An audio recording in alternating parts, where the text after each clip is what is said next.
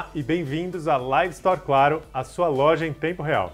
Começa agora o Morse News na TV. Com as principais notícias da semana de inovação e tecnologia aplicadas aos negócios. Eu sou João Carvalho. E eu sou Gabriel Vila. E vamos agora à pauta do dia. O que vai ter hoje aí, João? Você usa o TikTok? Cara, eu uso o TikTok e acho incrível o que o TikTok fez nas redes sociais, ele mudou todo o esquema, né? Exatamente, o TikTok mudou um pouco a lógica das redes sociais. Eu confesso que eu não uso tanto, mas meus filhos usam, que é uma loucura. E existe um ponto importante, o TikTok nos Estados Unidos, isso aqui é uma pesquisa trazida pela AppN, ultrapassou todas as outras redes sociais em uma métrica que eles chamam de time spent, ou seja, quanto tempo as pessoas ficam no aplicativo. Em média, por mês, as pessoas ficam 24 horas e meia no TikTok. Isso é mais do que as outras plataformas que a gente conhece, então ele se tornou a plataforma número 1 nos Estados Unidos em tempo de permanência. E como você deve usar uns 10 minutos, quer dizer que alguém está ficando umas 2, 3 horas por dia aí no TikTok, né? Exatamente. Se a gente pegar, dá mais ou menos 1 hora por dia útil, né? Se a gente for considerar as 24 horas, então acontece realmente isso. Tem algumas pessoas como eu, que entra de vez em quando um pouquinho, e tem quem fica quase que o dia todo lá. Mas a gente sempre faz essa comparação entre as redes e até entre outros países baseado na média. E isso é super interessante porque a gente vinha do mundo onde a gente entendia que as principais redes que já existiam tinham meio que dominado esse mercado e que seria muito complicado alguma outra rede trazer esse desafio, né? Isso já acontecia na Ásia, mas a gente tinha essa questão, será que isso vai acontecer também nos mercados aqui do Ocidente? E aconteceu nos Estados Unidos, que vocês sabem é a base, né, das outras plataformas que são concorrentes nesse caso. Ô João, vou te perguntar um negócio agora para você pensar aqui. O que você acha que o TikTok fez que deu tão certo e por que ele cresceu tanto, sendo que as outras redes sociais já estavam tão estabelecidas? O que você acha que foi? Perfeito.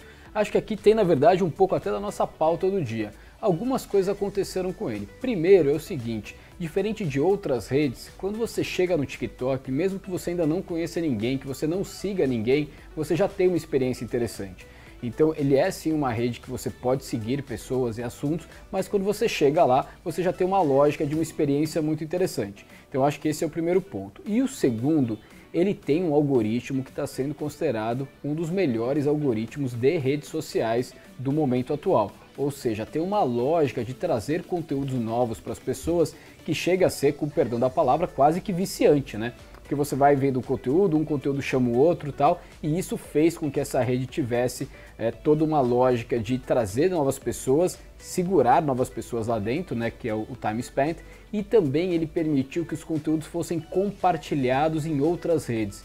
Então, hoje em dia, quando a gente fala aqui, principalmente de Instagram, por exemplo, acaba sendo um ambiente fechado. O que o TikTok fez? Ele criou uma forma de você ver algum conteúdo que é tão interessante lá dentro e você compartilhar nas demais. Então ele acabou utilizando as demais redes para atrair mais audiência para ele. É isso que dá ele entrar depois, né? Então ele se apropria do que já foi construído, é como se já tivesse quase tudo pronto lá e ele se apropria. Além disso que você falou, e eu super concordo que o TikTok ele tem um jeito de você entrar no TikTok de um jeito muito mais fácil, né? Que você já acessa vários conteúdos e ele vai entendendo quais são os seus gostos sem que você precise seguir as mesmas pessoas que você já tem nas outras redes, né?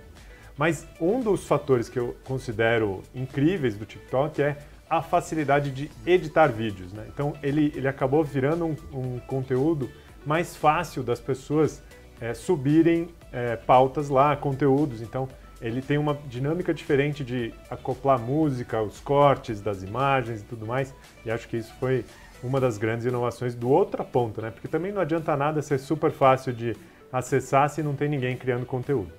Perfeitamente, e conteúdo é justamente o outro pilar que fez com que ele crescesse bastante. E aí não é só o caso do TikTok, acho que todas as principais plataformas, tanto social quanto de distribuição de conteúdo, investiram muito nos conteúdos originais, conteúdos proprietários ou em parceria com quem gera conteúdo. Então aconteceu também de nesse lançamento e, na verdade, durante todo esse período, né, desde o lançamento até agora, o TikTok fazendo parcerias e trazendo produtores de conteúdo, celebridades que começaram a alavancar isso. Então foi um pool de diversas ações, óbvio que não existe a gente fala bala de prata, né? Não existe uma coisa sozinha que você faça e que seja a salvadora da pátria. Eu acho que foram uma série de ações que, feitas de forma colaborada, permitiram que o TikTok tivesse esse destaque. Mas o principal que a gente vai trazer hoje aqui é o seguinte, como eu já falei aqui, o seu algoritmo de otimização e recomendação de conteúdo realmente é considerado hoje em dia um dos melhores do mercado e ele passa a ser uma funcionalidade que a TikTok vai comercializar, ou seja, passa a ser um serviço que a empresa oferece para o mercado. Aliás, algoritmo é um dos temas que mais vieram de ouvintes, de vocês que acompanham a gente aqui no Morse na TV. Toda semana a gente pede para vocês mandarem sugestões de pauta, itens que vocês consideram interessantes e que vocês queiram que a gente debata mais e traga mais para todo mundo, né? Algoritmos é sempre um dos temas que mais vem. E lembrando para vocês, se vocês quiserem mandar coisas para a gente, é só seguir o joão.morse.digital ou gabriel.morse.digital no Instagram e mandar suas sugestões para a gente. Ou, obviamente, colocar aqui nos comentários da própria Live Store. Exatamente, e tudo funciona em tempo real, então você que está nos acompanhando agora pode acessar lá, manda sua dúvida, sua sugestão, crítica, seja o que for, que o que der tempo a gente traz aqui em tempo real para vocês e o que não der tempo a gente utiliza depois para as próximas edições. E, inclusive, como o Gabriel falou, o fato de a gente aprofundar hoje aqui em algoritmos tem também essa coincidência com a notícia do TikTok, mas era uma informação que vinha sendo pedida aqui por quem nos acompanha. Então, vamos lá, conta. Algoritmo. Algoritmo, acho que vamos explicar o que é algoritmo, era isso que eu ia te perguntar. O que é um algoritmo? Perfeito. Pensa o seguinte, um algoritmo nada mais é do que uma forma de um sistema computacional entender alguma coisa e gerar decisões. Lá atrás, eu trabalho com digital há algum tempinho, a gente chamava árvores de decisões. Então, quando você liga, por exemplo, numa URA, URA é quando você liga em uma central telefônica e você começa a digitar os números e tal. Isso é uma árvore de decisão, só que ela não é inteligente, ela segue sempre o mesmo fluxo. O algoritmo ele começa a trabalhar esses elementos, ele começa a entender esse comportamento, ele começa a prever e criar sugestões que vão otimizar essa jornada. Talvez seja uma forma aqui mais simples um pouco de explicar. E algoritmos são utilizados para darem superpoderes. Então pensa que hoje a gente, enquanto pessoa física, tem limitações, a máquina não. E você pode colocar na máquina esses superpoderes, onde você acelera uma tomada de decisão, você otimiza uma tomada de decisão e muitas vezes você traz uma experiência melhor para o seu cliente. Boa. Um outro jeito de pensar isso é como se você estivesse programando regras para o computador executar. Então imagina que tem um cara lá do TikTok. Se o TikTok fosse lançado 20 anos atrás, ele ia ter uma regra que ia ser assim: toda vez que alguém assistir um vídeo por mais de 20 segundos, então coloca esse vídeo na fila para que todas as outras pessoas continuem a ver, né? Seria uma regra assim. O que mudou de lá para cá? Esses algoritmos eles passaram a ter inteligência artificial. Eles deixaram de ser apenas uma decisão, uma regra computacional que algum engenheiro de software criou. Ele passa a ser uma caixa preta lá que ele vai aprendendo com ele mesmo. Então ele cria uma inteligência própria ali, mas que não é uma inteligência humana, né? Ele é um método computacional de otimização de recursos. Ficou boa a explicação, mais ou menos? Ficou boa. E aí qual que é um ponto interessante? O algoritmo, para trazer essa inteligência, quanto mais dados ele tiver, melhor é. Então no exemplo aqui que o Gabriel deu, o TikTok ou qualquer outra plataforma que pudesse recomendar conteúdo, ela vai começar a combinar informações. Então, esse conteúdo a pessoa assistiu, ela gostou, mas vamos ir para uma segunda, terceira, quarta derivada. Que horas do dia ele viu esse conteúdo? Que dia da semana? Antes ou depois de qual outro conteúdo? Qual tipo de telefone celular que estava lá? E aí ele começa a entender que é o seguinte: esse conteúdo é interessante, mas ele é mais interessante de dia, à tarde ou à noite. Ele é mais interessante quando você está vendo quais tipos de outros conteúdos. Então vocês conseguem entender que isso vira uma teia de diversas informações combinadas. Por isso que você precisa colocar uma inteligência computacional para isso, e é daí que vem o algoritmo. Qual que é o ponto? Quanto mais informação você coloca ali à disposição, mais rico, mais poderoso se torna esse algoritmo. E aí algumas outras empresas que estão começando a demandar esse tipo de serviço, muitas vezes não tem tanta informação para começar. O que acontece? Empresas que têm já um algoritmo mais apurado podem licenciar essa tecnologia para outras empresas que estão começando. E é justamente por isso que o TikTok hoje, ao ser considerado um dos principais algoritmos de recomendação de conteúdo, começa a oferecer isso como serviço. Então é interessante vocês entenderem um pouquinho essa lógica, porque isso possibilita que empresas contratem inteligência de terceiros e algumas outras empresas também entendam que a inteligência criada dentro do seu negócio já pode ser algo que você pode comercializar para terceiros. Boa. Então, vamos lá. Todo esse algoritmo ele é muito complexo de ser desenvolvido, né? E ele tem um valor, pode ser o que diferencia uma rede social da outra, né? Então, ele pode ser um grande diferencial competitivo para qualquer uma das empresas. O TikTok ele agora está entendendo que esse diferencial competitivo que ele criou pode ser utilizado para qualquer outra coisa que precise diferenciar conteúdos, né? Então, é basicamente isso que você vai poder agora contratar. E uma dúvida que apareceu logo de cara quando a gente falou sobre esse projeto era quanto isso iria custar, né? Muita gente fica na cabeça que todas essas inteligências artificiais, esses algoritmos iam ser muito caros, ia ter que desembolsar vários milhões para você conseguir fazer esse algoritmo, tal e coisa. O que está mudando no mundo digital é que boa parte dessas funções entram como se fosse um serviço. Então você não está pagando milhões pelo uso, você paga conforme você estiver utilizando. Então você paga alguns centavos para cada vez que você utilizar essa inteligência que é emprestada do TikTok, né? Mais ou menos isso, João? Exatamente, é exatamente isso. E aí, pegando um pouquinho desse gancho e saindo um pouco de algoritmos e de inteligência artificial, acho que tem um outro ponto super importante nessa notícia. Lembrando que a nossa ideia aqui é trazer as notícias de tecnologia e inovação, mas que podem trazer algum impacto para o seu negócio. E aí, qual que é o ponto aqui? O TikTok entendeu que existia uma tecnologia proprietária, existia um ativo dele que poderia ser monetizado. Eu acho isso super interessante porque existem várias empresas que estão surgindo ou que já existem que às vezes encontram alguns desafios e dificuldades no seu core business, né? Core business que a gente fala é basicamente a sua proposta de valor original, mas que você tem outros ativos que você pode monetizar de outras formas. Então acho que isso é um conceito super interessante para todo mundo ter, porque isso pode ser como se fosse um plano B da sua empresa. Existe a nomenclatura aqui no mercado de startups que a gente fala de pivotar.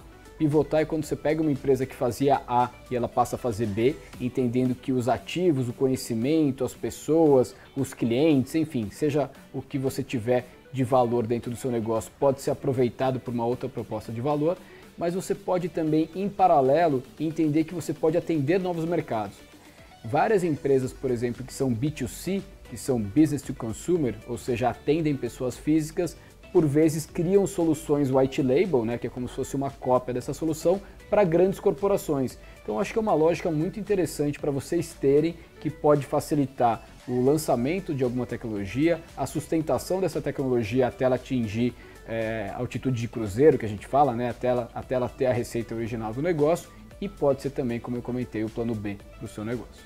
Boa, muito bom. Então é isso, quer dizer, você pode ter o que há de melhor em tecnologia se apropriando dessas caixinhas de outras empresas. Nessa hora fica cada vez mais importante ficar atento aqui ao que o time do Morse traz, né? Porque precisa ter repertório, precisa saber o que está funcionando e o que é bom e o que não é, para você poder combinar essas pecinhas, né? Então você deixa de ser uma empresa que vai ter que contratar software, vai ter que contratar gente escrevendo código e tudo que vem junto com isso, que tem que ver se o código funciona, compila, roda em conjunto com os outros códigos que você tem, e passa a ser uma empresa que tenha pessoas que consigam arquitetar essa rede de relacionamento entre os diversos provedores de software que você vai ter. É o que a gente chama de software como serviço, né? Ou na sigla em inglês, SaaS. Certo? Exatamente, o Software as a Service. E mais do que software, o que acontece no mercado é que tem muitas coisinhas as a Service. Então sempre que você vê ali alguma coisa as a Service, na tradução para o português é como serviço, ou seja, a empresa que tem aquele produto, aquele serviço, ela está disponibilizando para terceiro. E só antes a gente mudar para a próxima notícia, outro ponto interessante também aqui da questão relacionada à notícia do TikTok. Vocês devem saber o que é um feed. Um feed nada mais é, quando você está numa rede social, de você ir consumindo conteúdo ali na vertical ou na horizontal e você vai tendo uma substituição, novos conteúdos que vão entrando, inclusive o algoritmo trabalha para isso. O ponto é, o feed é uma tecnologia, na verdade mais que uma tecnologia, é uma experiência para o consumidor que está vindo para outros mercados além das redes sociais. Já tem feed em plataformas financeiras, em fintechs, onde você começa a entender a sua jornada enquanto usuário de serviços financeiros em forma de feed, empresas relacionadas à saúde que também começam a ter feeds dos serviços, né, que estão relacionados ao aplicativo, você tem e-commerces e marketplaces criando os feeds, então isso é super interessante, é um dos motivos pelo qual o TikTok começou a licenciar a tecnologia dele, mas é importante vocês entenderem também isso. No mercado que vocês atuam, como o feed estaria inserido? Você já tem tamanho relevante para ter o seu próprio feed? Ou se você não tem, quais outros feeds estão surgindo que seria importante você estar presente? Então fica aqui a dica de 2 assuntos super importantes para vocês pensarem no negócio de vocês. Algoritmos e feed de conteúdo. É o que hoje está pautando as principais empresas do planeta. Essa história de feed de conteúdo, João, que tipo de empresa, qual o tamanho mínimo de uma empresa, quantos clientes você acha que ela precisa ter para justificar ir atrás de um feed que alimente assim um app especial?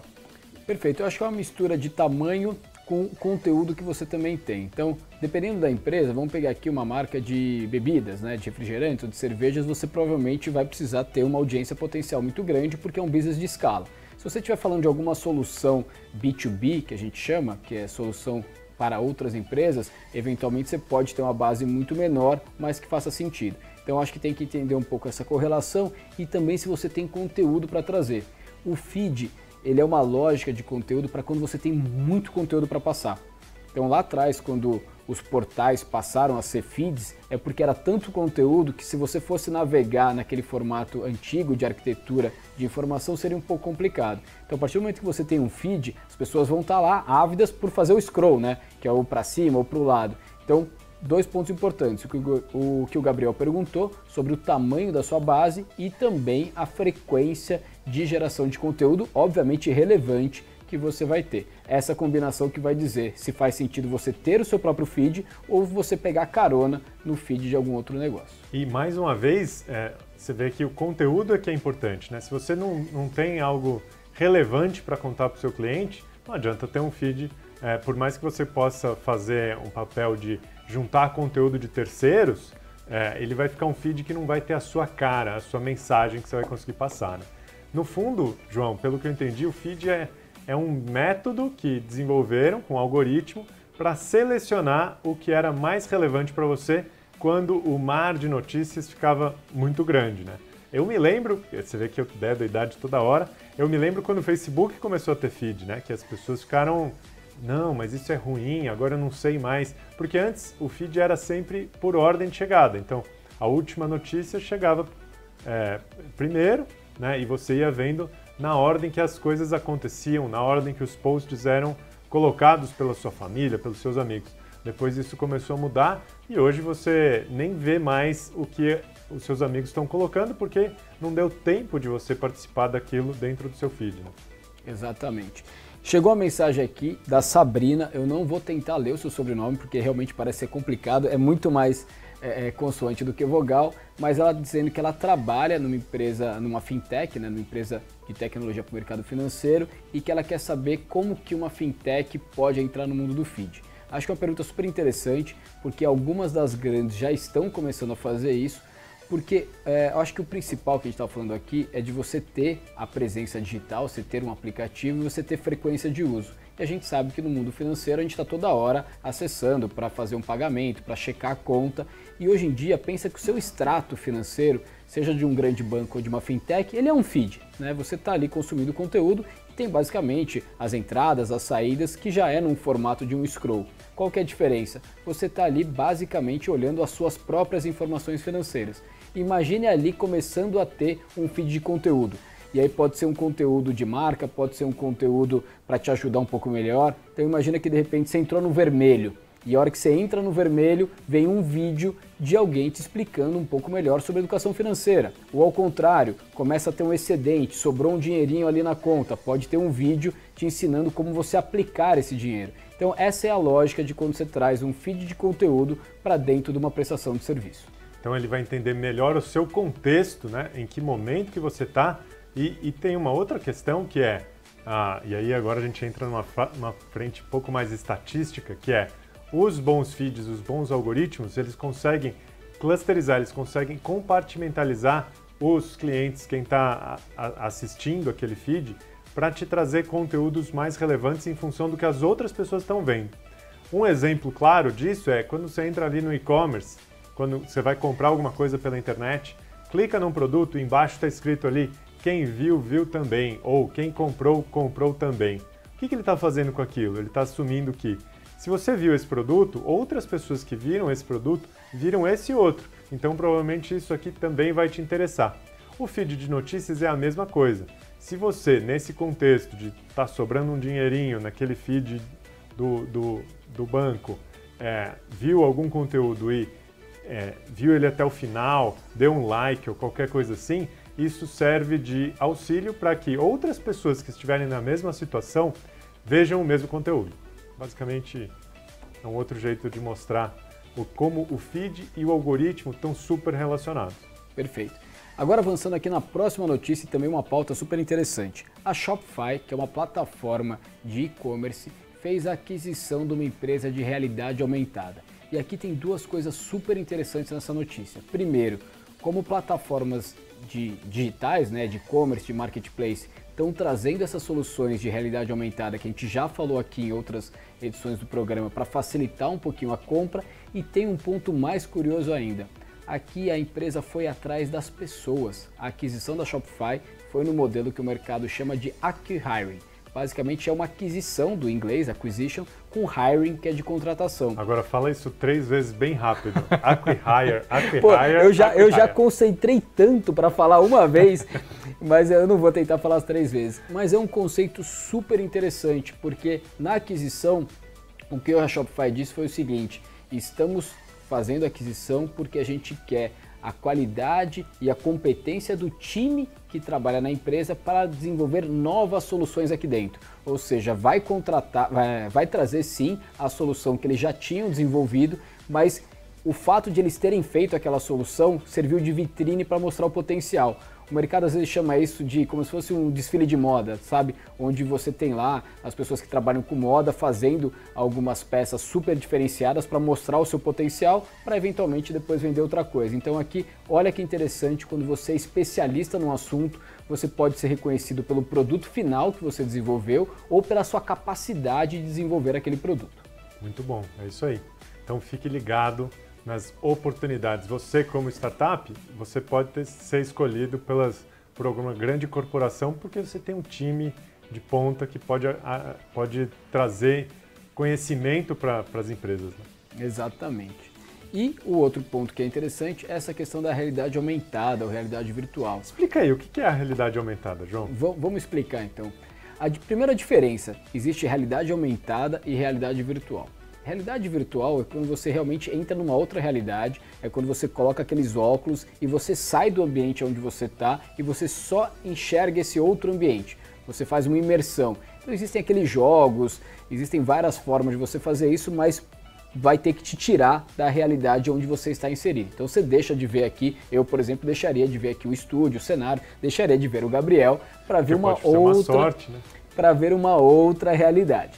A realidade aumentada é quando você mantém aqui essa realidade onde a gente está inserido e você vê outros elementos. Então imagina que a gente está querendo redecorar o estúdio. Inclusive um parênteses, não sei se vocês repararam, o estúdio está maravilhoso. Olha, tá estúdio demais, novo. Cara, eu achei Parabéns para todo mundo, porque incrível. O estúdio realmente está lindo e maravilhoso. Só que imagina que antes de você fazer essa reforma, seja aqui no estúdio ou na sua casa, você queria ver como é que fica. Será que fica bacana madeira na parede? Será que fica bacana vermelho, azul? Então a realidade aumentada ela coloca elementos virtuais dentro da realidade já pré-existente. e ele é muito utilizado para você experimentar roupas. Então imagina que você está no e-commerce, você quer comprar ali uma jaqueta, uma camisa, um tênis, um óculos, seja lá o que for, e você quer saber como fica em você antes de comprar, que é um comportamento que você faria se você tivesse numa loja física, e no mundo virtual é um pouquinho mais difícil. Então você consegue com a realidade aumentada fazer isso, e é justamente essa tecnologia e essa proposta de valor que fez com que a Shopify comprasse essa empresa para trazer essa possibilidade para quem for comprar dentro das suas plataformas. E aí eu digo para vocês, todo mundo, a gente fala de realidade aumentada há anos, tá? E todo mundo fala, não, isso é muito distante, ninguém vai usar, não tem nada a ver. A gente sempre escuta isso como, não, é uma tecnologia em busca de um problema, ninguém vai usar. E mesmo para e-commerce, faz anos que você já consegue comprar óculos escuros com realidade aumentada, aí você veste o óculos, só que o óculos não está lá, experimenta como que ele vai ficar no seu rosto e tal. Mas o uso disso era muito restrito. Mas aí você vai pensar, você está lá fazendo videoconferência no home office e tal. Você já viu pessoas trocando o fundo da videoconferência, né? Por quê? Porque não quer que as pessoas vejam quem está passando atrás, ou a bagunça que está na sua casa, né? Aí você coloca um fundo, como se estivesse lá em Nova York, alguma coisa assim. Aquilo lá também é realidade aumentada. É um jeito de você colocar no vídeo, colocar no digital, alguma coisa que não estava presente no mundo real. Então, basicamente é isso. Você já está usando realidade aumentada e nem sabia. E tem todos esses apps, tipo o Instagram também, que tem um monte de filtro, que você vai trocando. Todos esses filtros são um tipo de realidade aumentada. Perfeito. Outra notícia que, na verdade, a gente falou um pouquinho por ela em outro programa aqui, e aí algumas pessoas mandaram querendo saber um pouquinho melhor como isso funcionava, foi a notícia que a gente deu que uma empresa criou uma lógica de fazer publicidade nos sonhos, ou seja, estimular que as pessoas sonhem com algum produto, isso dentro de uma lógica muito parecida com a realidade aumentada, só que em vez de, no caso da realidade aumentada, você vê isso aqui ao vivo, nessa outra situação você vai sonhar com um produto. Você conhecia isso, Gabriel? Cara, eu conhecia isso da época do Sleep Learning, que era um apetrecho que você colocava embaixo do travesseiro e ele ficava falando alguma língua que você queria aprender em inglês enquanto você dormia. E eu sempre pensei que isso era, um negócio que não funcionava, que você não ia aprender nada, e dois, algo que você não ia conseguir dormir quando ficasse aquela musiquinha lá no seu travesseiro, né? Eu não sei você também. Você lembra do Sleep Learning? Eu lembro, aprenda dormindo, ganhe dinheiro dormindo, tem várias brincadeiras nesse sentido. E, na verdade a gente fala brincadeira, mas as empresas tinham uma proposta de valor como uma forma séria. Mas esse aqui é um experimento e eu acho que ele é interessante porque é o seguinte, como que funciona? Foi um teste, tá? As pessoas foram expostas a alguns vídeos, era de uma marca de cerveja chamada Coors, C-O-O-R-S, e aí esse estímulo desses conteúdos fez com que parte das pessoas depois sonhassem com o produto. Primeiro ponto aqui, aí não dá para perder a piada, sonhar com cerveja é fácil, né? Então pega naquele verão, você tá ali, chegando ali perto da sexta-feira, então eu acho que é um produto que já está de certa forma inserido no sonho de algumas pessoas. Desafiador é você fazer um sonho com alguma coisa que é totalmente fora de contexto. Mas, tirando aqui a brincadeira, eu acho que o ponto é, qualquer comunicação que a gente faça, ela tem como objetivo gerar um residual, gerar um awareness.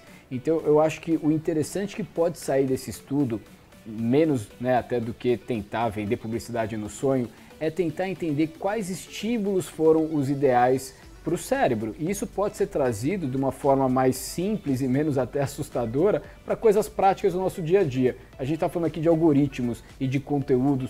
Basicamente, você vai ter algoritmos entendendo quais tipos de comunicação são mais interessantes para o sonho. Eu entendo que, com exceção do pesadelo, quando você sonha com alguma coisa, é que você teve uma experiência muito agradável com aquele conteúdo. E se a gente conseguir ter formas de ter esses conteúdos mais agradáveis, eu acho que é interessante para todo mundo. Por exemplo, nesse momento a gente está piscando o Morse ali atrás do João, que é para ver se você vai sonhar com a palavra Morse.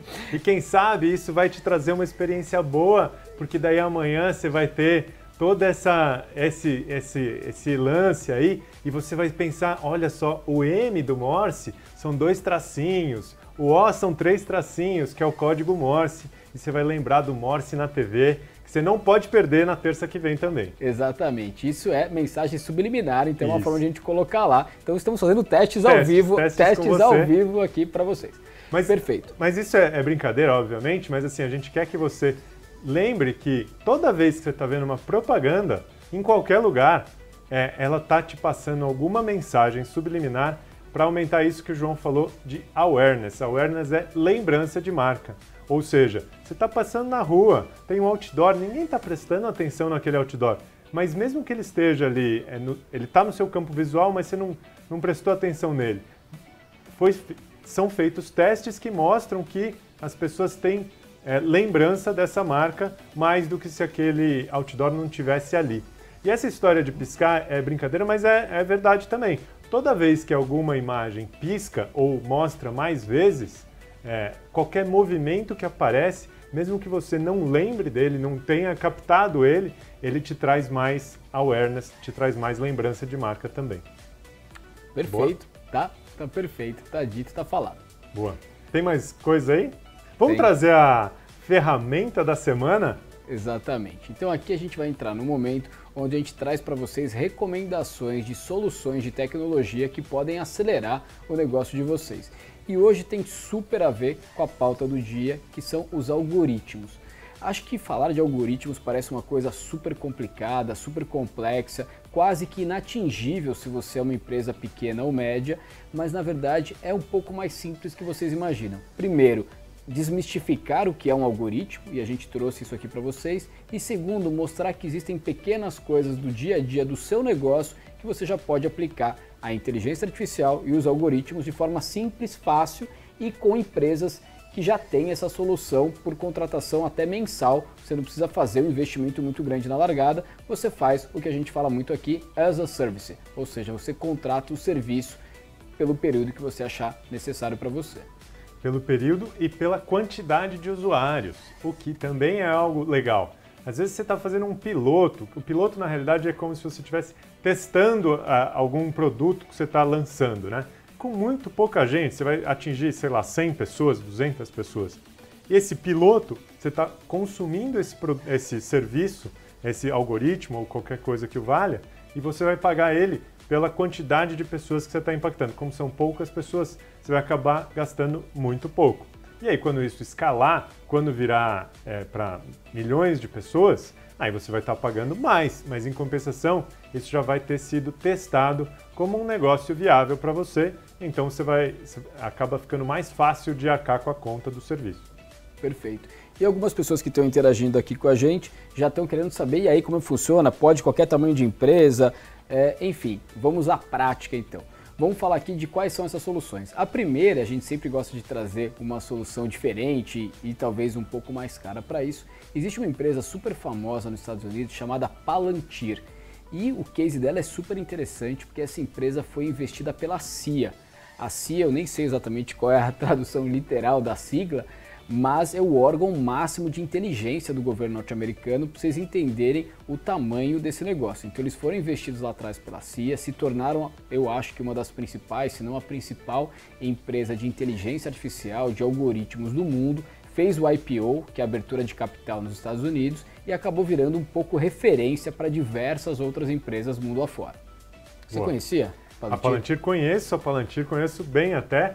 A Palantir, se você gosta de Senhor dos Anéis, é um conceito que tem no livro, tal, de segurança, tal. Você conhece? Sim, se inspiraram no Senhor dos Anéis para dar o nome da empresa, exatamente.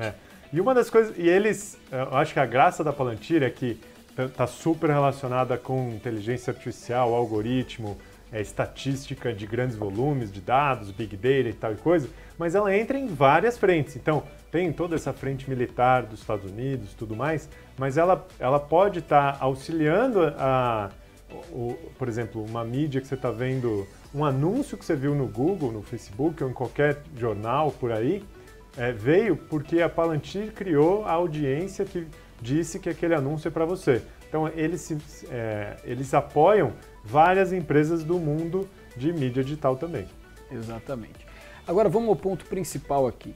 Existem no Brasil, dias de hoje, por um estudo trazido pela Distrito, mais de 700 empresas que atuam com inteligência artificial e com algoritmos. Então olha que interessante, a gente falou de um tema que parecia super adverso, super de futuro, né, e talvez inacessível, e falamos aqui da Palantir, que é mais para falar um pouquinho do potencial desse negócio, e já tem aqui 700 empresas. A gente normalmente gosta de trazer aqui as empresas para vocês, nesse caso não tem como trazer 700 empresas aqui, ia virar uma novela e não uma live, então recomendo que vocês acessem o morse.tv.br. Lá a gente vai listar algumas dessas tecnologias, as principais, pelo menos que a gente conseguiu ter acesso, e também o link para que vocês possam se aprofundar nas demais.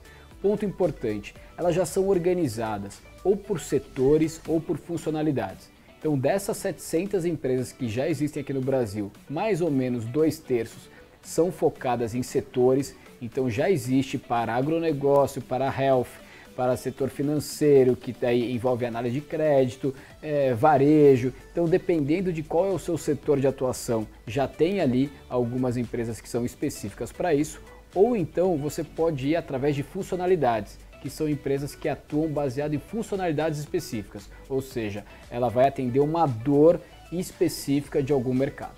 Boa, muito bom. Você sabe que eu vejo isso super bons olhos, empresas super especializadas num segmento, e eu digo por experiência que, por outro lado, é super difícil de testar. Por quê? Porque você está testando um algoritmo com uma base de dados que você já tem que ter, né? E essa base de dados ela tem que ser tratada previamente, porque não pode ter dado pessoal, tem uma série de restrições que você precisa fazer, e aí você precisa ter a pergunta certa, né? Mais importante do que saber a resposta é ter uma boa pergunta para o algoritmo.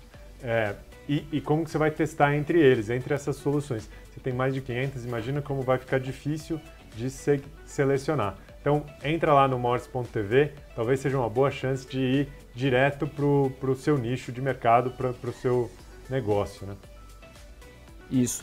E aí tem uma pessoa que já tinha mandado uma pergunta antes e aqui mandou novamente, é a Kátia, querendo saber como que funcionam, quais são as principais tecnologias para quem trabalha com vendas, representante comercial. Eu acho que isso é super interessante porque a gente sabe que representação comercial é uma das principais profissões quando a gente pensa em autônomos, né, em quem trabalha de forma independente, e existem sim várias ferramentas para isso. Desde você organizar um pouquinho o seu pipe de vendas, ou seja, os seus clientes, desde você esquentar lead. Quando a gente chama esquentar lead, é como você pega um lead que você tem um potencial interesse, você trabalha ele na régua de comunicação, como que você vê previsão de demanda. Então são várias soluções e começam inclusive a preços acessíveis. A gente fez uma pesquisa e existem soluções de inteligência artificial para profissionais liberais, inclusive representantes comerciais, Kátia, que você tinha mandado antes, a gente já pesquisou para você, que começam a partir de R$ 59 por mês. Então vale a pena, acessem o morse.tv.br, a gente centralizou algumas lá, e se vocês sentirem falta de algum serviço categoria, mandem pra gente, pode mandar pelo Instagram, pode mandar ali pela caixa de mensagens do próprio portal, e vai ser um prazer responder, seja diretamente para vocês ou trazer aqui como tema para as outras pessoas que nos acompanham. Boa, se por você que está chegando agora é gabriel.morse.digital no Instagram ou joão.morse.digital também, e aí a gente responde para você e traz as suas sugestões de pauta aí também.